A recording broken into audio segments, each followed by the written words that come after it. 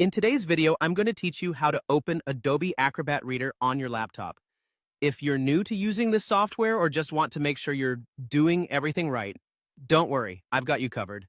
We'll go through each step together, ensuring you know exactly how to start using this essential tool. Let's begin with the basics of finding and opening Adobe Acrobat Reader on your laptop. First, you'll want to get started by navigating to your laptop's search function. This is typically located at the bottom left of your screen and is often represented by a small magnifying glass icon or the words Search or Start. This search feature is a gateway to accessing files, applications, and many other functionalities on your computer.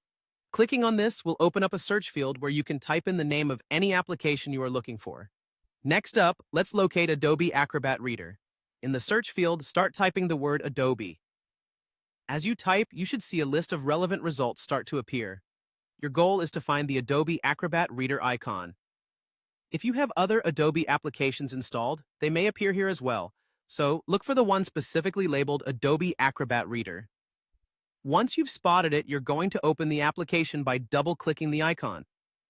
To do this, place your cursor on the Adobe Acrobat Reader result and click the left mouse button twice in rapid succession. This process should launch the program, and you'll be greeted by the Adobe Acrobat Reader interface. If the application does not open, verify that Adobe Acrobat Reader is installed on your laptop. You can do this by checking in your computer's installed program list or reinstalling it from the Adobe website if needed. And there you have it. You're now ready to start using Adobe Acrobat Reader on your laptop. You can open PDF files, highlight text, fill out forms, and more. Just remember, if you run into any issues double-clicking, try moving your mouse pointer slightly to ensure it's directly over the icon, and make sure the clicks are quick to prevent the system from thinking you want to drag the icon instead. I hope you found these instructions clear and helpful. With this foundational knowledge, you can confidently open Adobe Acrobat Reader whenever you need it.